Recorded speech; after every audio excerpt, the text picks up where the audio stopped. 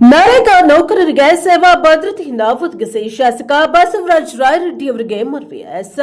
ಕೊಪ್ಪಳ ಜಿಲ್ಲೆ ಯಲಬುರ್ಗಾ ತಾಲೂಕಿನ ನರೇಗಾ ಯೋಜನೆಯಡಿ ಕೆಲಸವನ್ನು ನಿರ್ವಹಿಸುತ್ತಾ ಇರುವ ಸಿಬ್ಬಂದಿಗಳಿಗೆ ಸೇವಾ ಭದ್ರತೆ ಒದಗಿಸುವ ಕುರಿತಂತೆ ಸದನದಲ್ಲಿ ಚರ್ಚಿಸಬೇಕೆಂದು ಮಹಾತ್ಮ ಗಾಂಧಿ ನರೇಗಾ ನೌಕರರ ಕ್ಷೇಮಾಭಿವೃದ್ಧಿ ಸಂಘವು ಮಾನ್ಯ ಮುಖ್ಯಮಂತ್ರಿಗಳ ಆರ್ಥಿಕ ಸಲಹೆಗಾರರೂ ಆದ ಶಾಸಕರಾದ ಬಸವರಾಜ ರಾಯರೆಡ್ಡಿ ಅವರಿಗೆ ಮನವಿಯನ್ನ ಸಲ್ಲಿಸಿದ್ದಾರೆ. ಯಲಬುರ್ಗಾ ತಾಲೂಕಿನ ಕಲ್ಲೂರು ಗ್ರಾಮದಲ್ಲಿ ಬಸವರಾಜ ರಾಯರೆಡ್ಡಿ ಅವರು ನರೇಗಾ ನೌಕರರನ್ನ ಭೇಟಿ ಮಾಡಿ ನೀಡಿ ವಿವಿಧ ಬೇಡಿಕೆ ಈಡೇರಿಸಲು ಆಗ್ರಹಿಸಿ ಸಲ್ಲಿಸಿದ ಮನವಿಯಲ್ಲಿ ನರೇಗಾ ಯೋಜನೆಯಡಿ ಪ್ರಸ್ತುತ ರಾಜ್ಯದಲ್ಲಿ ಸುಮಾರು 5,000 ಜನ ಸಿಬ್ಬಂದಿ ವಿವಿಧ ಸ್ತರಗಳಲ್ಲಿ ಕೆಲಸ ನಿರ್ವಹಿಸುತ್ತಿದ್ದು ಸದರಿ ಸಿಬ್ಬಂದಿಯ ಕುಟುಂಬಗಳು ಸದ್ಯ ತ್ರಿಶಂಕು ಸ್ಥಿತಿಯನ್ನ ಎದುರಿಸುತ್ತಿವೆ. ಕಳೆದ ಹಲವಾರು ವರ್ಷಗಳಿಂದ ಯೋಜನೆಯ ಸಮರ್ಪಕ ಅನುಷ್ಠಾನದಲ್ಲಿ ಕೆಲಸ ನಿರ್ವಹಿಸುತ್ತಾ ಇರುವ ನಮಗೆ ನಿಯಮಿತವಾಗಿ ವೇತನ ಪಾವತಿ ಆಗ್ತಾ ಇರುವುದಿಲ್ಲ.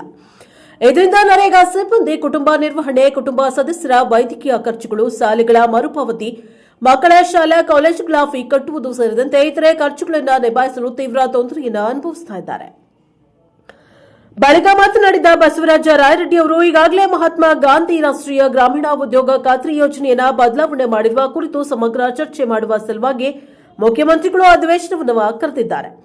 ನೌಕರರು ಹಾಗೂ ಕೂಲಿಕಾರರ ಕುರಿತು ಜನವರಿ 22ರಿಂದ 31ರವರೆಗೆ ಸಮಗ್ರವಾಗಿ ಚರ್ಚೆಯನ್ನ ಮಾಡಲಾಗುವುದು.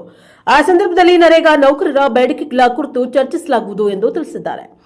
ಈ ಸಂದರ್ಭದಲ್ಲಿ ಕರ್ನಾಟಕ ರಾಜ್ಯ ನರೇಗಾ ನೌಕರರ ಕ್ಷೇಮಾಭಿವೃದ್ಧಿ ಸಂಘದ ತಾಲೂಕು ಅಧ್ಯಕ್ಷ ವಿಜಯಕುಮಾರ್ ಬಳಿಗಾರ, ಯಲಬುರ್ಗಾ ಮತ್ತು ಕುಕ್ನೂರ ತಾಲೂಕಿನ ತಾಂತ್ರಿಕ ಸಂಯೋಜಕರಾದ ಸಂತೋಷ್ ನಂದಾಪುರ, ಸುರೇಶ್ ದೇಸಾಯಿ, ಎಂಐಎಸ್ ಸಂಯೋಜಕರಾದ ಗಿರೀಶ್, ಐಇಸಿ ಸಂಯೋಜಕರಾದ ಲಕ್ಷ್ಮಣ್ ಕೆರಳ್ಳಿ, ಶರಣಪ್ಪ ಹಾಳ್ಕೇರಿ, ತಾಂತ್ರಿಕ ಸಹಾಯಕರಾದ ರಮೇಶ್ ಹಿರೇಮನಿ, ಕಿರಣ್ ಕುಮಾರ್, ನಾಗರಾಜ್ ಹಳ್ಳಿ, ಹುಸೇನ್ ಪಾಷಾ, ಸಂಗಮೇಶ್, ಚೇತನ್ ಉಪಸ್ಥಿತರಿದ್ದರು. ಬ್ಯೂರೋ ರಿಪೋರ್ಟ್ ಸಿಯಾದಿ, ಪ್ರಜಾಪವರ್ ನ್ಯೂಸ್, ಯಲಬುರ್ಗಾ.